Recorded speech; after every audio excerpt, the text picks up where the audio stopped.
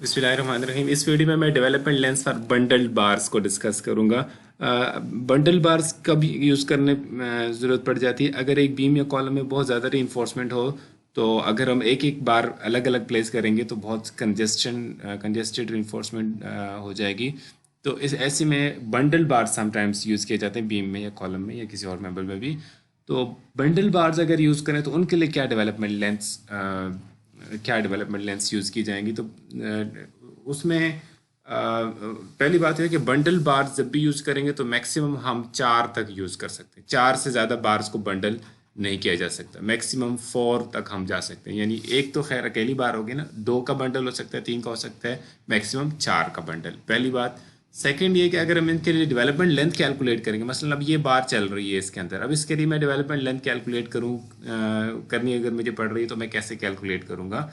मैं इसके लिए डेवलपमेंट लेंथ कैलकुलेट करूँगा तो इसका नतीजा अगर आप देखें तो जब बंडल करते हैं बार को, तो आप अगर बार को देखें अकेली जो बेसिकली आपके पास जो एक्सटर्नल पैरामीटर है बार्स का, मसलन आप इस बंडल को देखें, इस बंडल की वजह से अब ये हो गया कि कंक्रीट इसके यहाँ वाली साइड पे तो लग सकती है, इधर तो कंक्रीट नहीं आ सकती ना।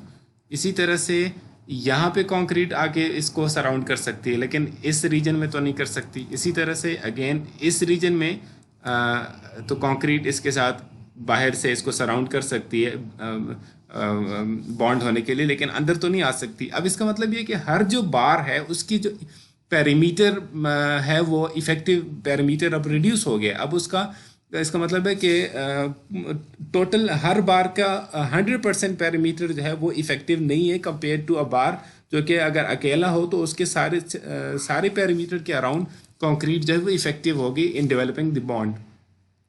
इस रिडक्शन को देखते हुए, इस रिडक्शन एंड बॉन्ड स्ट्रेंथ को देखते हुए या बॉन्ड एरिया को देखते हुए एसीए कोड के अंदर ये रिक्वायरमेंट है कि मसलन आप ये जो एक बार है, लेट से आपने इस बार के लिए इंडिविजुअल अगर ये अलग होती है बार, तो उस केस में यानी एल डी, अगर मैं बार इन बंडल में लिखूं L D for bar in bundle, चाहे वो कंप्रेशन में है चाहे टेंशन में, दोनों केसेस में ये फार्मूला अप्लाई होगा। L D for bar in bundle would be calculated as L D for that bar as individual, ठीक है, एज इंडिविजुअल।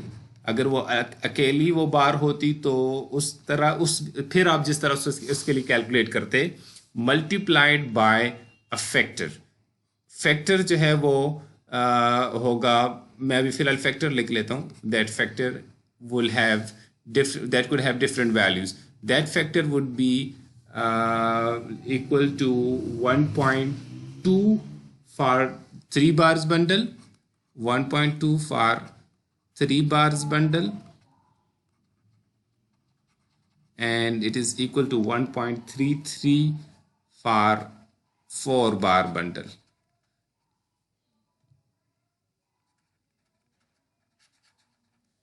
ठीक हो गया?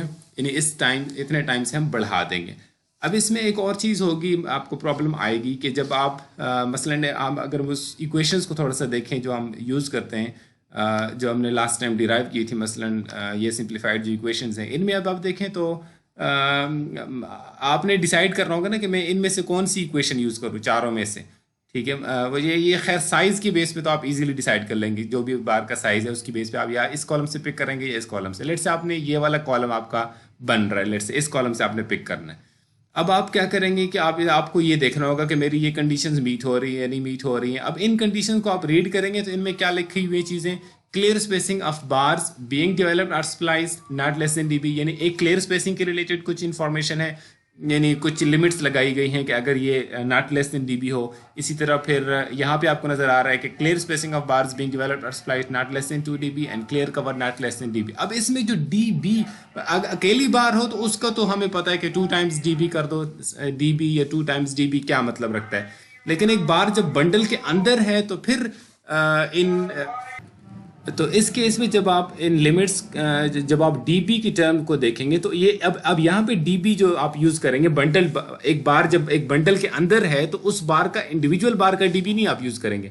इस केस में आप क्या चीज़ यूज करेंगे, मसलन अगर मैं आपको वापस उस नोटबुक पे ले जाऊँ, ये जैसे ये बार है, अब इस बार को जब आप उन लिमिट्स को देख रहे होंगे वहाँ जो डी बी लिखा हुआ है वहाँ पे आप डी बी जो पुट करेंगे वो इस तरह से कैलकुलेट करेंगे कि आप जैसे आपको ये 3 बार्स नज़र आ रही है, इन 3 बार्स का ज़ाहिर है लेट से मैं एज्यूम करता हूँ कि ये जो 3 बारें हैं ये लेट से मे बी नंबर 4 बार्स है लेट से, और तो ये एक नंबर 4 बार का एरिया 0.22 इंच स्क्वायर बनता है। इसी तरह इसका भी 0.22 लेट से, ये सारे लेट से नंबर 4 हैं। ठीक, अब मेरे पास 3 बारें हैं नंबर 4 की। ठीक है जी, नंबर 4 बार्स हैं, ये एज्यूम कर लिया इंच स्क्वायर। अब ये टोटल एरिया बन गया 0.66 इंच स्क्वायर। अब मैं यहाँ से एक हाइपोथेटिकल डाया निकालूंगा, वो डी हाइपोथेटिकल जो मैं निकालूंगा that would be such a dia, ठीक है, कि जिसका एरिया ये टोटल बार्स के एरिया के बराबर आ जाए। यानी अब जो मेरे पास एरिया बनेगा डी हाइपोथेटिकल जो मैं लूँगा, D hypothetical that would be equal to ये जो ऊपर एरिया आया था ये 0.66 इंच स्क्वायर, ये बंडल बार में जितने बार्स हैं उनका क्यूमुलेटिव एरिया है इंटू 4 डिवाइडेड बाई पाई। यहाँ से जो बार ये जो आपको सर्कल नज़र आ रहा है इसका जो डी है ये है डी हाइपोथेटिकल। ठीक है जी, ये डी हाइपोथेटिकल है। ये जो आपने डी हाइपोथेटिकल निकाल दिया, ये आप इसको इसके साथ कंपेयर कर रहे होंगे इन प्रोविजंस को। यानी अगर जो बंडल बार्स हैं, अगर मैं आपके लिए सिंपल करूं, जो बंडल बार्स के लिए आप जब देख रहे होंगे कि क्या आपका केस 1 या केस 2 सेटिस्फाई हो रहा है या नहीं हो रहा, मसलन केस 2 को आप फोकस कर रहे हैं लेट से या केस 1 को, तो आप ये देखेंगे कि आपकी clear spacing of bars being developed are split not less than, जहां डीबी लिखा हुआ है you will read it as D hypothetical. यानी डी हाइपोथेटिकल से आपकी क्लियर स्पेसिंग ऑफ बार्स जो है वो लेस नहीं होनी चाहिए, फिर आप इसमें फॉल कर सकते हैं। या इसी तरह फिर आप यहाँ भी जहाँ डी बी लिखा है वहाँ you will read it as D hypothetical. हाँ, लेकिन यहाँ जो आप डी बी पुट कर रहे हैं ये उस इंडिविजुअल बार का ही डी बी होगा, ये इंपॉर्टेंट है। यहाँ पे आप डी हाइपोथेटिकल नहीं पुट कर रहे होंगे, सिर्फ स्पेसिंग। ये तो आपने यानी जब आप ये चीज़ कैलकुलेट कर रहे हो ना, L D for bar as a individual, जब ये आप कैलकुलेट कर रहे होंगे यहाँ पे D B will be D B, फार्मूले में जो डीबी लिखा है वही डीबी आप लिखेंगे। लेकिन जब आप ये फार्मूला चूज कर रहे होंगे एल डी का, कि आपने कौन सा फार्मूला इसके लिए यूज करना है, तो फिर आप जब जहां डीबी लिखा हो वहां पे आप डी हाइपोथेटिकल की बेस पे अपनी सिलेक्शन करेंगे कि मैं किस फार्मूले को यूज करने जा रहा हूं। ये ठीक हो गया? I hope you will understand this.